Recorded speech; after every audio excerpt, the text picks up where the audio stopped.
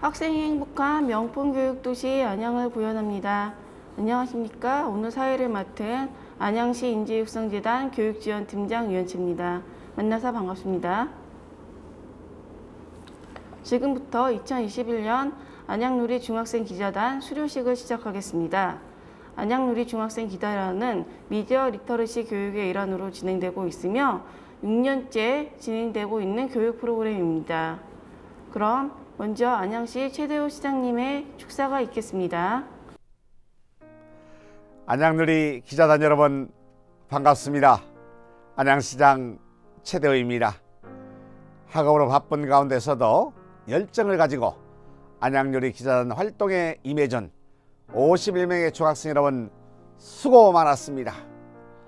1년 남짓한 기간 동안 기자가 되어 활동했던 시간은 평생 잊지 못할 특별한 경험이 될 것이라 믿습니다.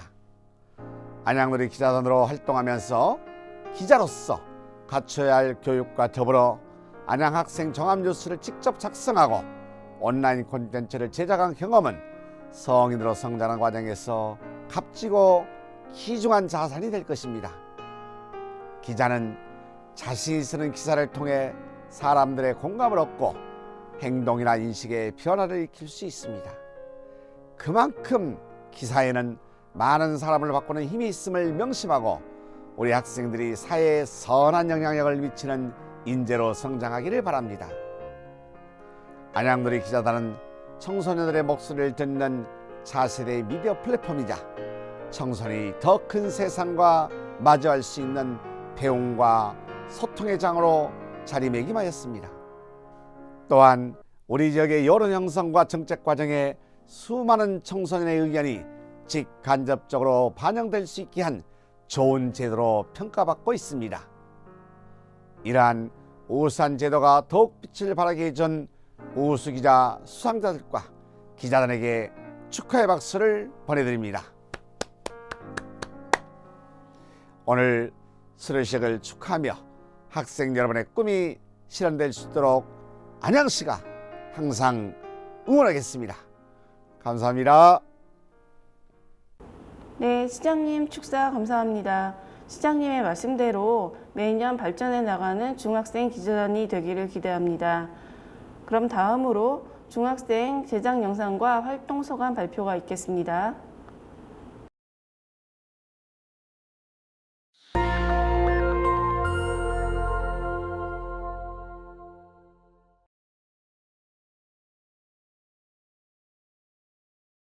안녕하세요. 안양시 중학생 기자단 신채원입니다. 유엔 산하 세계기상기구의 2021년 기후상태보고서에 따르면 지난 20년간 지구의 온도가 평균 1도 이상 올라갔다고 합니다.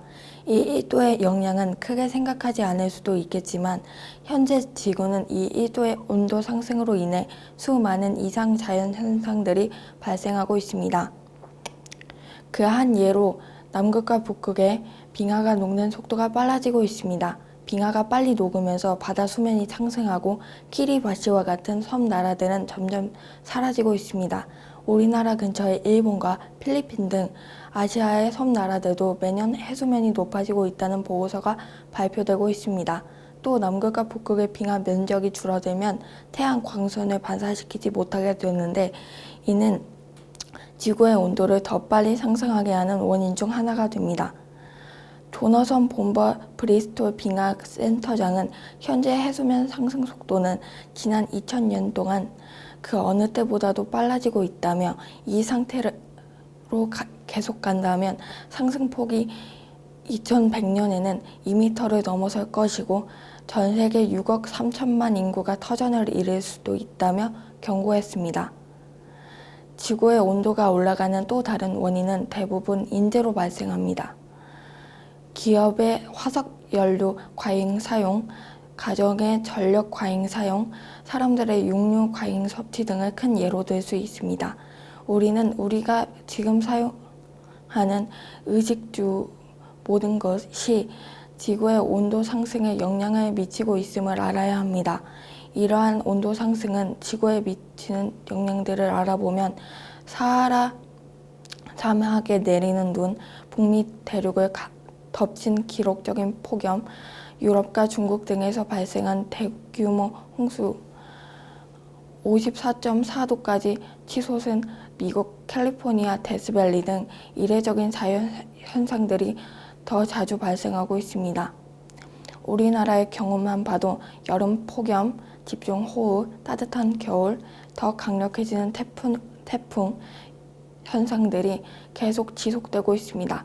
또 2020년 국제과학자 그룹 글로벌 카본 프로젝트는 한국은 연간 6억 1,100만 톤 가량의 이산화탄소를 배출하고 있는 세계 9위 이산화탄소 배출국이라고 발표하기도 했습니다. 이상입니다. 안양시 중학생 기자단 이로희 기자입니다. 지구의 온도가 올라가면서 바다의 온도도 높아지고 있습니다. 특히 바다의 수온이 1도 오르는 건 육상의 기온 5도에서 10도 이상 오르는 것과 같다고 보시면 됩니다. 우리나라 제주 바다의 상황을 살펴보면 지난 36년 동안 바다의 수온이 평균 2도가 올랐습니다. 이로 인해서 제주 바다는 미역과 감태 그리고 그에 의존하는 생명들의 생태계가 그 자취를 잃었습니다. 또 최근 제주 바다에서 스쿠버를 하다 보면 동남아시아에서나 볼 수 있었던 아열대성 어종이 늘어난 것을 볼 수 있는데 제주 바닷속 물고기 170여 종 가운데 확인 기록된 아열대 어종이 수만 87종이라고 합니다. 한편 국립수산과학원이 2019년 발행한 수산 분야 기후변화 평가 백서에 따르면 한국의 연근의 연평균 표층 소원은 지난 50년간 1.23도 상승했다고 합니다. 이로 인해서 동해에서는 명태가 사라졌고 오징어를 비롯해 우리나라에서 잡히던 많은 어종들이 사라져가고 있습니다. 또 제주 특산물이던 자리돔과 방어 등은 제주를 떠나 남해와 동해에서 더 많이 잡히기도 합니다. 이렇게 수온 상승으로 기존 생태계의 어종 생태 변화를 볼 수 있습니다. 또 제주의 갯녹음 현상으로 예를 들 수 있습니다. 갯녹음 현상이란 바닷속에서 해조류들이 자라지 못하는 현상으로 해조류가 사라져 바다가 황폐해진다는 점에서 바닷속 사막화라고 부르기도 합니다. 녹색연합이 최근 2달 동안 제주 지역의 조간대를 전수조사한 결과 제주 97개 해안마을의 조간대에서 이 갯녹음 현상이 확인되었다고 합니다. 이는 제주 바다의 80%에 해당하는 수치입니다. 더 큰 문제는 바닷속에서 확인되던 이 갯녹음 현상이 점차 연안으로 영역을 넓히고 있다는 점입니다. 지금은 해안 가까이에서도 갯녹음 현상으로 인한 백화 현상을 육안으로 확인할 수 있습니다. 이상입니다. 안양시 중학생 기자단 강희원입니다. 현대사회는 사람들의 생활이 더 편리해짐에 따른 쓰레기의 발생과 처리에 대해서 늘 고민해 왔습니다. 현재 쓰레기는 인류의 생존까지 위협하는 문제로 대두되고 있습니다. 특히 코로나19로 인해서 배달음식의 수요가 늘어나면서 쓰레기의 양은 크게 증가하게 되었습니다. 통계청의 조사 자료에 따르면 배달음식 주문 거래액은 2019년 9조 7천억 원, 2020년 17조 4천억 원으로 배달음식 주문 거래액이 약 78.6%가 늘었다고 합니다. 이로 인하여 배달음식의 포장재로 쓰이는 플라스틱의 양도 함께 늘어나게 되었는데 환경부 자료에 따르면 지난해 공공선별처리시설에서 처리한 플라스틱 폐기물의 양이 2019년 대비 약 20%가 증가하였다고 합니다. 녹색연합은 2020년 음식 배달 서비스에 따른 플라스틱 쓰레기가 하루 평균 830만 개 이상 발생된다고 추산하고 있습니다. 이런 나온 쓰레기는 환경과 생태계에 심각한 영향을 미칩니다. 일회용 컵들의 재활용률은 플라스틱이 약 5%, 종이컵이 약 1%이고 대부분이 매립되거나 태워서 처리됩니다. 그러나 이 과정에서 심각하고 치명적인 화학물질이 나와서 토지를 오염시키고 환경호르몬과 화학물질은 주변 생물들의 모습을 기형적으로 변화시키고 하천이나 바다로 흘러들어 해양오염을 야기하고 있습니다. 최근 조사에 따르면 태평양에는 약 5개의 플라스틱 쓰레기 섬들이 있고 그 쓰레기 섬 근처에는 몸이 기형적이고 변식 능력에 문제가 있는 물고기와 해양 생물들이 나타나고 있다고 합니다. 전문가들은 이런 현상은 미세 플라스틱으로 인해서 발생하는데 이 해양 생물들을 먹는 인간들까지 위험할 수 있다고 경고하고 있습니다. 이상입니다. 안양시 중학생 기자단 권우정입니다. 우리가 지금 바로 할 수 있는 환경보호 방법은 온실가스를 줄이는 것입니다. 지난 4월 22일 우리나라를 포함한 40개국 정상이 참여한 세계기후정상회의가 화상으로 진행되었습니다. 이는 지구온난화 때문에 나타나는 이상기후 현상을 해결하기 위한 국제사회의 노력 중 하나로 이날 회의는 탄소 중립을 주제로 진행되었습니다.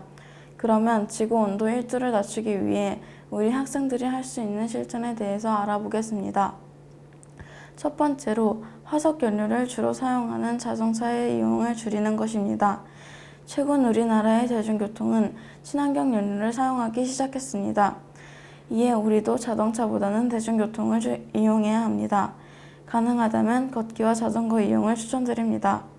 두 번째로는 여름 에어컨 사용을 줄이는 것입니다. 에어컨보다는 선풍기를, 선풍기보다는 손부채를 이용해 더위를 이겨내보는 건 어떨까요? 물론 에어컨 사용보단 덥겠지만 전 세계 가정과 사무실이 일일 1시간만 에어컨 사용을 줄인다면 지구 온도 1도를 낮추는 데 도움이 될 것입니다. 세 번째로 겨울 난방 온도를 줄이는 것입니다. 난방이라 함은 석유나 가스 등을 연료로 태움으로 발생하는 열 에너지를 사용하는 것으로 실내 적정 온도는 20도입니다. 여기에 내복을 입으면 약 24도에서 25도의 효과를 얻을 수 있습니다. 또 겨울철 적정 실내 온도를 유지하면 너무 건조하지도 않고 습도도 적당히 조절됩니다. 감기 예방 효과도 따라옵니다. 네 번째로 식생활의 변화를 가져야 합니다. 특히 고기보다는 야채 위주로 식생활을 전환해야 합니다. 이렇게 우리의 생활 작은 부분부터 바꾸어 나가기 시작한다면 20년보다 짧은 시간에 지구 온도 1도를 낮출 수 있을 것입니다. 감사합니다. 안녕하세요. 안양누리 중학생 기자단 기자 김도현입니다. 환경보호를 위해 우리가 할 수 있는 두 번째 방법으로 우리가 버린 쓰레기들을 올바르게 선처리하는 것입니다. 특히 우리가 가장 많이 버리는 플라스틱 쓰레기의 처리 방법에 대해서는 명심해야 할 것입니다. 플라스틱류는 내용물을 깨끗이 비운 뒤 물로 헹궈서 이물질을 제거하고 배출해야 합니다.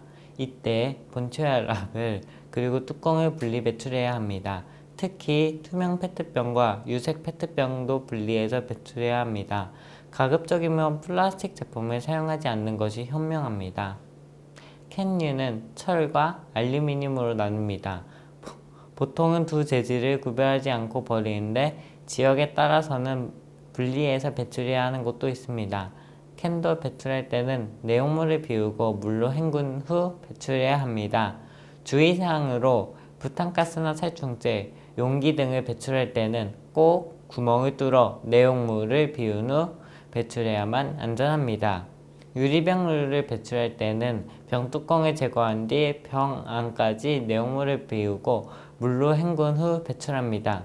이때 병이 깨지지 않도록 주의해야 합니다. 만약 유리병이 깨졌다면 신문지에 싸서 종량제 봉투에 넣어야 합니다. 거울, 전구, 깨진 유리, 도자기류, 내열식기류, 유리 뚜껑, 크리스탈 유리 제품, 유독물 병 등은 유리병류에 포함되지 않으므로 특수 규격마다에 배출해야 합니다. 종이류와 종이팩은 따로 구분해서 버려야 합니다. 종이류는 우리가 사용하는 종이상자, 종이봉투, 신문 등을 말하며 종이팩은 우유팩, 주스팩 등과 같이 양면에 합성수지 또는 알루미늄 막으로 코팅하여 액체를 담을 수 있도록 만든 포장재를 말합니다. 주의할 점은 책자나 노트의 플라스틱, 스프링 같은 다른 재질 부분을 꼭 분리한 후 배출해야 합니다. 이렇게 쓰레기들을 올바르게 선처리한다면 쓰레기의 재활용률은 상승할 것이고 환경에 주는 피해는 줄어들 것입니다. 안양시 중학생 기자단 이현경입니다. 환경보호를 위해 우리가 할 수 있는 세 번째 방법으로 우리의 일상생활에서 할 수 있는 제로웨이스트 챌린지와 플로깅을 추천합니다. 제로웨이스트 챌린지는 쓰레기 배출을 최소화하자는 취지로 일상생활에서 쓰레기 발생을 줄이는 방법을 공유하는 캠페인입니다. 특히 SNS를 통해서 주변으로 전파되고 있는데 주로 지인을 태그하는 방식의 릴레이 형식으로 진행되고 있습니다. 구체적인 실행 방법으로는 개인 용기에 음식을 포장하는 용기내 챌린지, 남은 재료를 활용해 요리하기, 옷 수선하기, 휴지 대신 손수건 이용하기, 텀블러와 장바구니 사용하기, 플라스틱 빨대와 숟가락 사용하지 않기 등이 있습니다. 우리가 잘 아는 아나바다 운동도 여기에 속할 수 있습니다. 이 밖에도 자신만이 아는 쓰레기 최소화 방법이 있다면 SNS를 통해 널리 알려주시길 바랍니다. 또 하나의 환경보호 방법으로 여러분은 혹시 플로깅에 대해서 알고 계십니까? 플로깅은 줍깅이라고도 하는데 이는 걷거나 뛰면서 동시에 쓰레기를 줍는 운동입니다. 건강과 환경을 동시에 챙길 수 있습니다. 최근 이 운동은 SNS에서 챌린지로 확산되고 있습니다. 여러분도 동참하고 자신의 SNS를 통해서 주변에 전파해 보시길 추천합니다.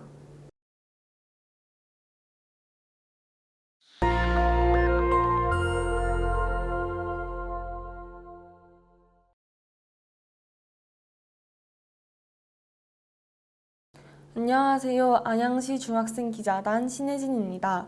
지금부터 저희 학교를 소개해드리도록 하겠습니다. 안양시 도안구에 위치한 대한여자중학교는 1985년 설립된 학교입니다. 저희 학교에는 다른 학교와 다른 여러 가지 자랑거리가 있습니다. 지금부터 이 자랑거리를 소개해드리도록 하겠습니다. 저희 학교의 첫 번째 자랑거리는 맛있는 급식입니다.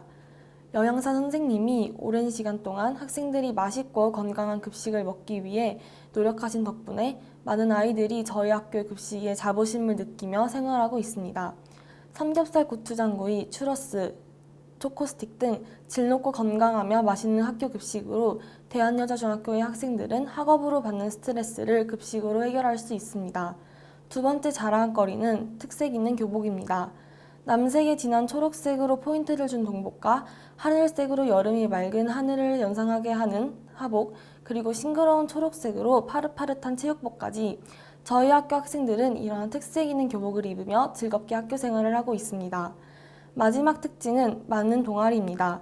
댄스부 빗솔부터 치어리딩, 과학 자율탐구, 이모티콘 반 등 저희 학교는 학생들이 끼와 자율성을 존중하기 위해 다양한 동아리를 지원하며 학생들이 만족도를 높여주고 있습니다.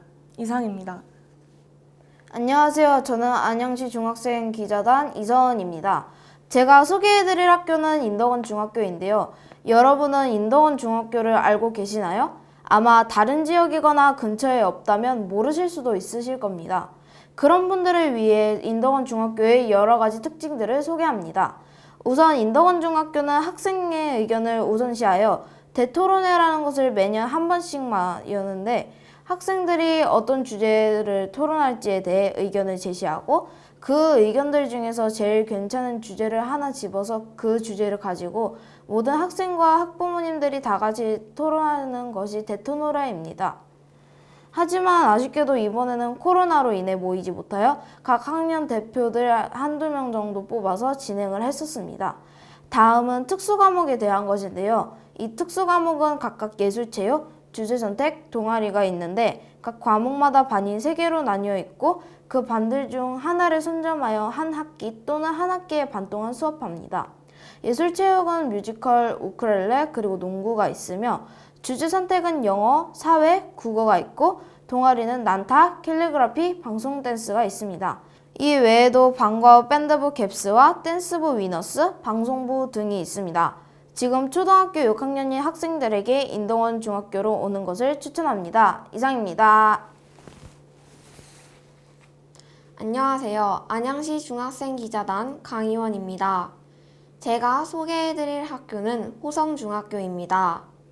호성중학교 첫 번째 소개입니다. 호성중학교는 경기도 안양시 동안구 호계동에 위치한 공립중학교입니다. 호성중학교는 2003년에 개교하였으며 교목은 소나무, 교환은 장미입니다. 또한 교우는 성실입니다. 학교의 주요 시설에는 도서관, 상담실, 진로상담실, 체육관 등이 있는데 특히 호성중학교의 진로상담실을 소개합니다. 호성중학교의 진로상담실은 현재 재학 중인 학생이라면 누구나 이용 가능합니다. 학생들도 부담없이 드나들며 이야기를 나누는 공간입니다. 또한 진로상담 선생님과 학생들의 친밀도도 높아 더욱 화목한 상담실을 만들어가는 중입니다. 선생님과 함께 자신의 진로에 관해 자세히 상담하며 자신의 꿈을 이어나가는 곳이기도 합니다. 자신의 진로에 대해 상담하고 싶다면 언제든지 상담실의 문은 열려 있습니다. 이상입니다. 안양시 중학생 기자단 신채영 기자입니다. 이어서 두 번째 호성중학교의 소개를 시작하겠습니다. 제가 본 호성중학교의 가장 큰 특징은 자유학년제 동아리 프로그램인데 대표적으로 시청자 미디어 재단의 지원을 받아 학생들이 미디어 분야의 끼를 찾을 수 있도록 돕는 뉴스 제작반과 역사로 놀자가 있습니다. 뉴스 제작반은 뉴스 제작, 기획회의 및 원고 작성, 촬영 및 편집, 결과물 송출 등 뉴스 제작의 전반적인 것들을 직접 체험해 볼 수 있습니다. 두 번째로 2학년 때 배우는 역사를 거부감 없이 체험할 수 있는 역사로 놀자라는 동아리에서는 역사 속 인물이 되어 역사적으로 중요한 사건이 있던 날에 일기를 써보는 활동, 동아리 보안 자신의 중요한 사건들을 연표로 만들어보는 연표 만들기 활동 등이 있습니다. 이 외에 많은 동아리에서도 학생들은 적극적이고 즐겁게 활동하고 있습니다. 안녕하십니까. 안양시 중학생 기자단 소속 호계중학교 1학년 박혜인입니다. 저는 호계중학교의 첫 번째 특징인 안전자율 동아리 호계리베로에 대해서 소개해드리도록 하겠습니다. 호계리베로는 주로 학생들의 학교 생활을 더욱 안전하게 만드는 것에 중심을 두고 활동하고 있습니다. 동아리는 현재 5명으로 학생 4명, 선생님 1명으로 구성되어 있으며 앞으로 2022년에는 그 규모가 더욱 커질 예정입니다. 동아리에서 하는 활동은 안전 관련 표와 포스터 만들기, 학교 주변 내에서 위험한 곳을 표시한 지도 만들기, 학생회와 협동하여 인권행사 주도 및 진행하기, 학교 내 다양한 행사 진행하기가 있습니다. 호계리베로 회원들은 앞으로도 학생들이 학교 생활을 안전하게 할 수 있도록 노력할 예정이라고 합니다. 지금까지 호계중학교 안전자율 동아리 호계리베로에 대한 소개였습니다. 감사합니다. 안녕하세요. 안양시 중학생 기자단 이현경입니다. 저는 호계중학교의 두 번째 특징인 한아름실에 대해 소개하고자 합니다. 한아름실은 교육복지실 겸 교육활동실로 2020년 11월 17일 처음 열었습니다. 한아름실의 이름은 우정도 한아름, 배움도 한아름이라는 의미를 가지고 있고 여기서는 누구나 자유롭게 놀거나 휴식을 취할 수 있습니다. 또 이곳에서는 통기타나 놀자요 등의 여러 프로그램에 참여할 수 있으며 여러 행사에도 참여할 수 있습니다. 지금까지 호계중학교의 한아름실에 대해 소개했습니다. 감사합니다. 안녕하세요. 안양시 중학생 기자단 박부경입니다. 이번에 제가 소개해드릴 학교는 귀인중학교입니다. 총 1,100여 명의 학생들이 재학 중인 저희 귀인중학교는 5층으로 이루어져 있으며 학년별 13개의 반과 2개의 과학실, 미술실, 음악실, 급식실, 도서관 등 학생들이 다양한 활동을 즐길 수 있는 여러 장소들이 마련되어 있습니다. 귀인중학교의 자랑은 학생들을 위한 여러 교내 활동이라고 할 수 있는데요. 학교의 방송부와 도서부에서는 각 학년별로 매년 5명에서 6명의 신입생을 뽑아 폭넓은 활동을 진행하고 있습니다. 또한 학생들이 모여 자율 동아리를 구성하고 담당 선생님과 함께 여러 아이디어를 나누면서 꿈을 키워나갈 수 있는 자유로운 분위기가 형성되어 있습니다.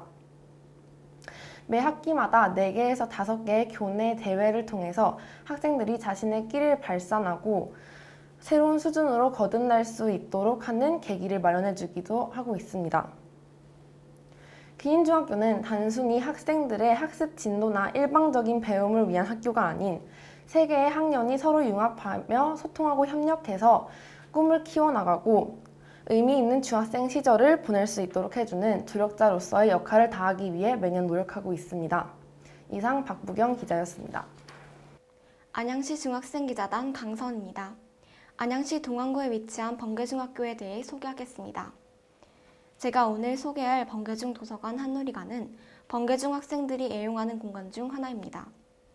학생들은 이 도서관에서 각자 자습을 하거나 책을 읽습니다. 도서관에는 다양한 친척 도서들과 신간책들이 많습니다. 또한 한누리관에서는 다양한 행사들도 개최하는데요. 독서 쿠폰 행사, 독서 마켓 등이 있습니다. 현재는 친구 4명과 신척 도서 서가의 책을 같이 읽는 독서 릴레이 행사가 진행 중입니다. 독서로 마음의 양식을 쌓는다고 합니다. 책 읽기 좋은 가을, 책 한 권을 읽는 여유를 즐기세요. 안녕하세요. 안양중학생 기자단 김도현입니다. 저는 신성중학교를 소개하겠습니다. 신성중학교는 안양 수리산 아래에 위치해 있습니다. 신성중학교는 탄소중립중점학교로 선정되었습니다. 전 세계는 급격한 산업화로 인하여 탄소 배출량 증가로 인한 문제로 골머리를 앓고 있습니다. 지난 20년간 지구의 온도가 1도가 상승하였습니다. 1도가 오르면 아무것도 아니라고 생각할 수 있겠지만 1도가 오르면 남극과 북극의 빙하가 녹는 속도가 빨라져 바다의 해수면이 증가해 카시바디와 같은 섬나라가 없어질 수 있습니다. 이러한 탄소 문제로 골머리를 앓아 전 세계는 탄소 중립으로 전환하고 있습니다. 우리나라도 이러한 흐름에 발맞추기 위해 탄소 중립을 시작하였습니다. 탄소 중립 그 과정에서 우리 학교가 탄소 중립 중점학교로 선정되었습니다. 탄소 중립이란 무엇일까요? 탄소 중립이란 탄소의 배출량을 줄이고 탄소의 배출량만큼 탄소를 없애어 탄소의 실질적 배출량을 0으로 만드는 것입니다.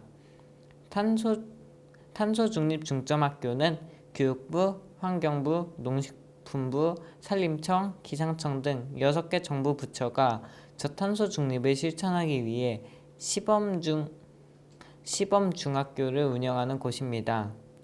탄소 중립 실천을 위하여 신성중학교는 탄소 중립 교실을 신설하고 학부모 대상 탄소 중립 교육을 하고 있습니다. 감사합니다. 안녕하세요. 안양시 중학생 기자단 임찬양 기자입니다. 신성중학교를 두 번째로 소개해 보도록 하겠습니다. 신성중학교에는 탄소 중립 중점 선정, 창의융합부, 예쁜 교복 등 많은 자랑거리들이 있습니다. 그중 신성 오케스트라를 소개해 보도록 하겠습니다. 신성 오케스트라는 2010년 9월에 창단되었는데요. 처음 단원 15명으로 출발해 현재는 70명의 단원으로 구성되어 있습니다. 이렇게 단원이 늘어난 것도 대단한 일이지만 더 대단한 것은 단원의 반 이상이 악기를 배운 적이 없는 학생들임에도 적극적인 참여와 연습으로 안양과천예능 경연대회에서 4년 연속 1위, 경기도 청소년 관악제에서 대상 및 최수상을 수상 등 엄청난 성과를 거두었습니다. 신성 오케스트라의 선생님과 학생들 모두 너무 대단한 것 같습니다. 감사합니다.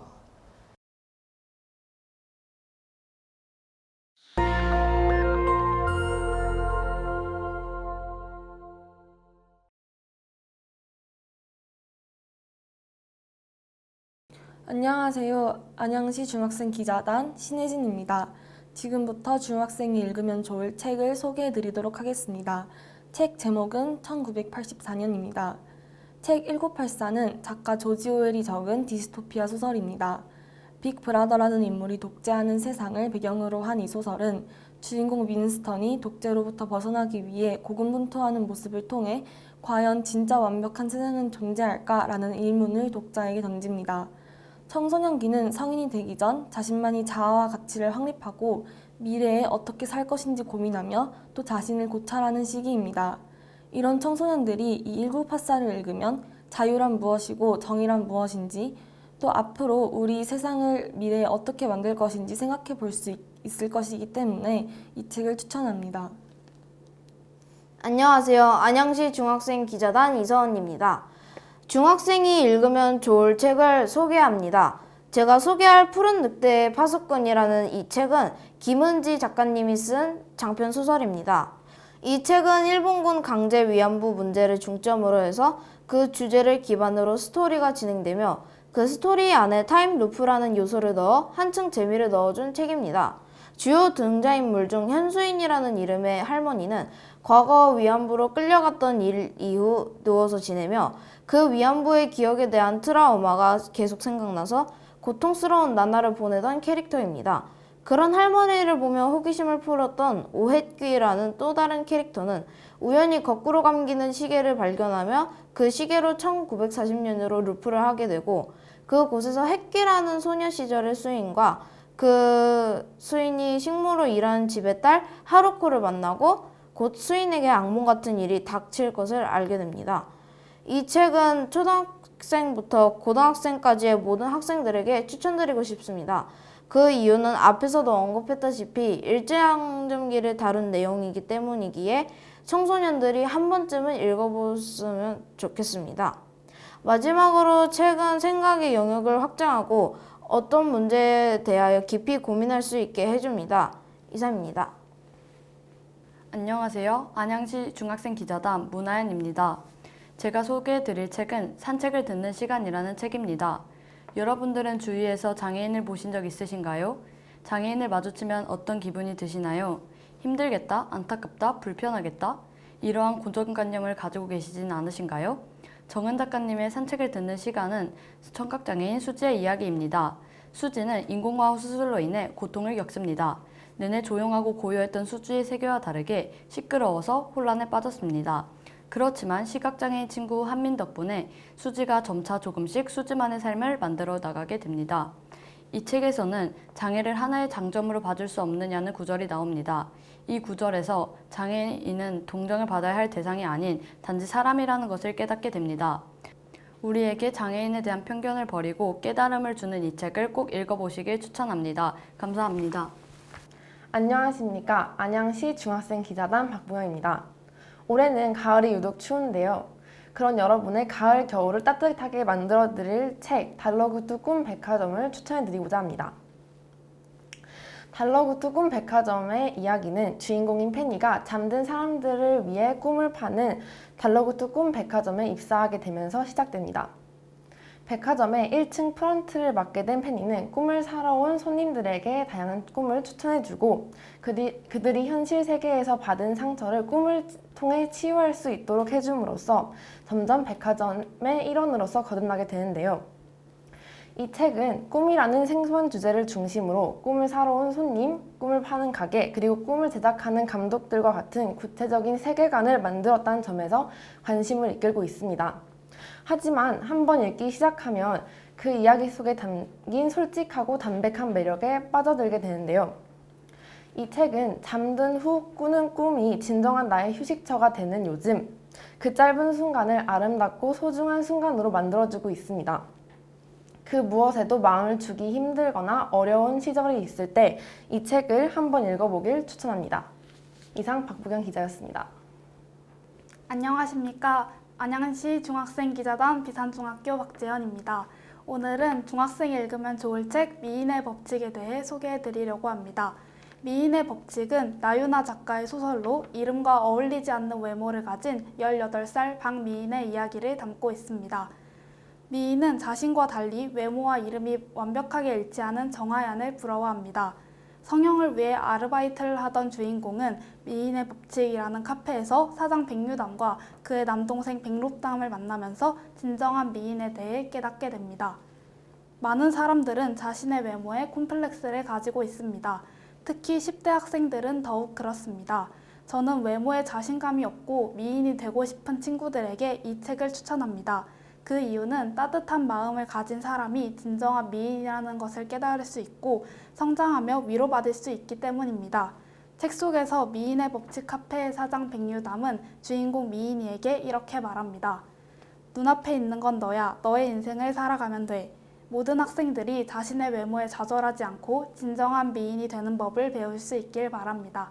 이상 박재영 기자였습니다. 안녕하십니까. 안양시 중학생 기자단 최지윤입니다.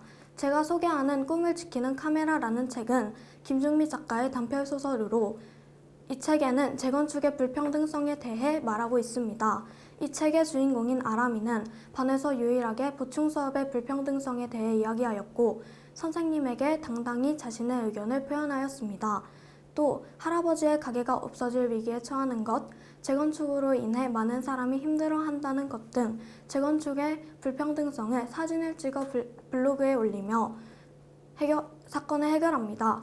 이 책은 사회의 문제에 관심이 있는 친구들이 읽으면 좋을 것 같습니다. 사회의 문제를 아람을 중심으로 잘 풀어내고 있고 재건축의 문제점 또한 잘 설명하였습니다. 작가가 이 책을 통해 전하고자 하는 말은 작은 행동 하나하나가 모이면 사회의 문제점을 바꿀 수 있다는 것이라고 생각합니다. 감사합니다. 안양시 중학생 기자단 강선입니다. 제가 오늘 추천할 책은 당신에게 고양이를 선물할게요입니다. 이 책은 학교 도서관 사서 선생님께서 감동적인 중국 소설이라고 추천해 주셔서 읽게 된 책입니다. 이 책은 작가 다빙이 실화를 바탕으로 만든 당신에게 고양이를 선물할게요, 이별 마일리지, 아미타불 뽀뽀뽀, 나의 깡패 같은 애인, 어느 가수의 연애 편지, 검은 하늘의 6가지 이야기로 구성된 책입니다. 저는 이 책을 읽고 따뜻한 감동을 받았습니다. 여러분도 왠지 쓸쓸해지는 가을, 따뜻한 위로와 힐링을 얻고 싶다면 이 책을 읽어보세요. 안녕하세요. 안양시 중학생 기자단 1호의 기자입니다. 본 기자가 소개할 책은 위험한 과학책입니다. 이 책은 랜델 멀로의 책으로 평소 궁금했던 내용을 과학적으로 설명해주고 있습니다. 이 책의 내용 중 하나는 투수가 야구공을 광속으로 던지면 어떻게 될까의 상상을 가지고 과학적으로 설명해주고 있습니다. 질문에 대한 답은 야구공을 광속의 100%의 속도로 던지면 세계에서 가장 강한 폭탄, 차르본바보다 더한 폭발이 일어난다고 합니다. 이 책에 대해서 빌 게이츠는 매우 훌륭하다고 하고 뉴스워크에서는 불가능한 일에 대한 아름다운 설명이라고 칭찬했습니다. 본 기자처럼 과학에 관심이 있거나 또 자신의 엉뚱한 생각에 답을 얻고 싶다면 랜델 멀로의 위험한 과학책을 추천합니다. 이상입니다. 안녕하세요. 안양시 중학생 기자단 이현경입니다. 제가 소개할 책은 긴긴밤입니다. 이 책은 코뿔소와 펭귄의 이야기입니다. 주인공인 코뿔소 노드는 길을 걸으며 여러 아픔을 겪는데 노든이 겪는 아픔들은 대부분 전쟁이나 불법 밀렵 등의 인간에 의한 것입니다. 또 노든과 펭귄이 길을 가는 과정에서 사랑과 연대를 느낄 수 있습니다. 이 책은 동물을 사랑해야 한다는 메시지를 담고 있으며 동물 이야기를 흔한 우화가 아닌 다른 모습으로 접하고 싶으신 모든 분들께 추천합니다. 이상입니다. 안녕하십니까. 안양시 중학생 기자단 권우정입니다. 저는 안양시 중학생들에게 바베츠의 만찬이라는 책을 추천하려고 합니다. 이 책에서는 자신을 위대한 예술가라고 칭하는 셰프 바베츠의 이야기입니다.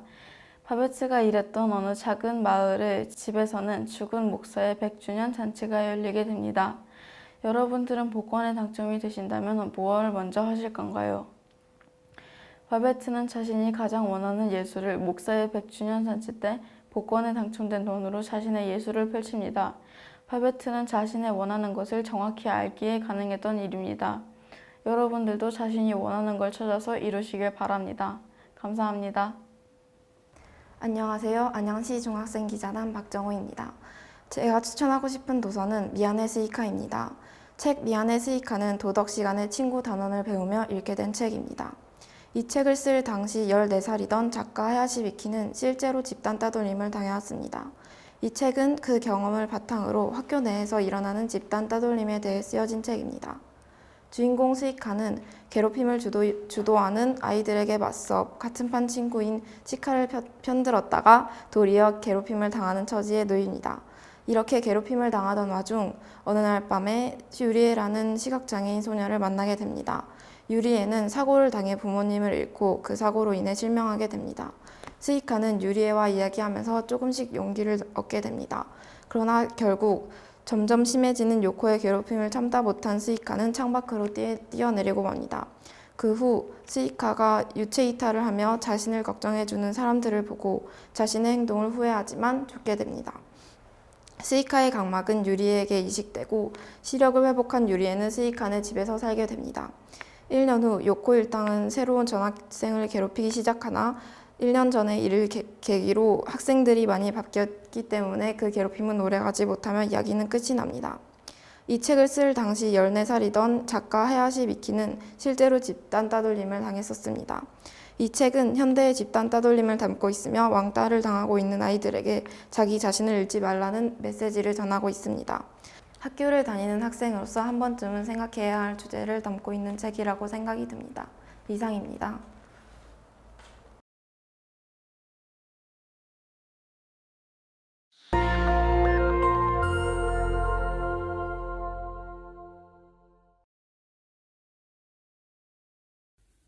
안양누리 중학생기자단 강서원 기자입니다. 기자단 활동을 통해 기자라는 직업과 기사에 대해 정말 많은 것을 배우게 되었는데요. 특히 직접 기사를 쓰는 활동을 통해 기사를 쓰는 과정은 힘들지만 기사가 올라간 후에 뿌듯함, 새로운 소식을 전달하는 기쁨을 느낄 수 있어 좋았습니다. 감사합니다. 안녕하세요. 저는 안양누리 기자단 6기로 활동한 호계중학교 1학년 문아연입니다. 기자단 활동을 함으로써 기사 작성 능력과 새로운 정보들을 얻을 수 있었습니다. 기자로서 필요한 뉴스 촬영, 기사 작성, 인터뷰 등 다양한 활동들을 하면서 새로운 경험을 하게 되었고 저희 1학년 생활에 있어서 정말 뜻깊고 의미 있는 시간이었던 것 같습니다.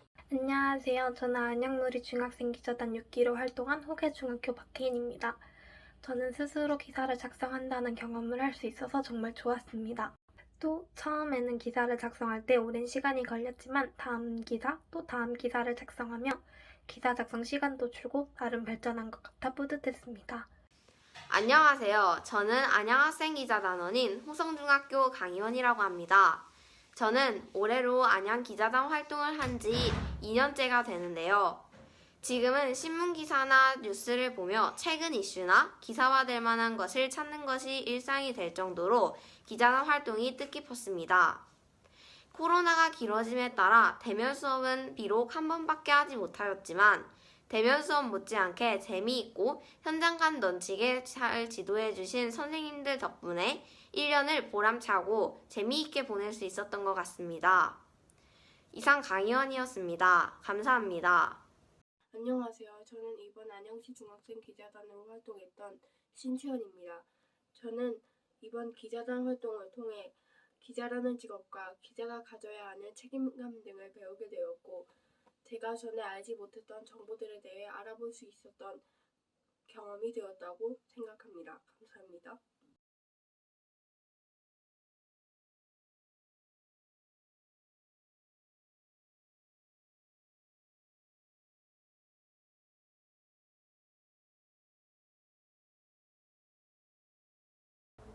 이번 기자단 활동을 하면서 기사 쓰는 방법들을 배웠는데 기사 쓰는 방법들을 배우며 기사뿐만 아니라 글 쓰는 방법을 배워서 좋았고 시간과 기회가 있다면 내년에도 할 것이고 내년에는 대면 수업이 더 많았으면 좋겠다는 마음이 들었습니다. 마지막으로 기자단 활동을 도와주신 분들께 감사합니다. 기자단을 하면서 많은 것들을 배우는 좋은 시간이었고 기사를 쓰면서 어려운 용어와 틀린 말을 고쳐 쓰는 법 등을 배울 수 있어서 좋았습니다. 내년에는 이뿐 아니라 다양한 체험을 하여 많은 경험을 하고 저의 진로를 결정하는 데 적극적으로 참여하고 싶습니다. 그리고 도와주신 모든 선생님들 감사드립니다. 다음으로 2021년 우수기사 및 우수기사 시상식이 있겠습니다. 표창장은 본 사회자가 읽겠습니다. 표창장 호계중학교 이현경. 위 학생은 성실한 자세와 봉사정신으로 안양시 중학생기자단 안양누리 활동에 적극 참여하여 다른 청소년들의 모범이 될 뿐만 아니라 시민과 함께하는 스마트 행복도시 안양 만들기에 기여한 공이 크므로 이에 표창합니다. 2021년 12월 11일 안양시장 최대호. 이현경 기자님이야 11명의 기자님들 수상을 축하드립니다. 표창장은 12월 중 학교로 발송해 드릴 예정입니다. 다음으로 수료증 증정이 있겠습니다. 수료증은 본 사회자가 낭독하겠습니다. 수료증 호계중학교 이현경. 이 학생은 안양시 기자단 활동을 충실히 수료하였기에 이 증서를 수여합니다. 2021년 12월 11일 이사장 최대호. 수료증은 12월 중 산장과 함께 학교로 보내드리겠습니다. 안양시 인재육성재단의 안양누리 중학생 기자단 활동은 2022년에도 계속됩니다. 우리 학생 기자님들의 멋진 활동을 부탁드리겠습니다. 이로써 2021년 안양누리 중학생 기자단의 수료식을 마칩니다. 학생 기자님들 수고하셨습니다. 감사합니다.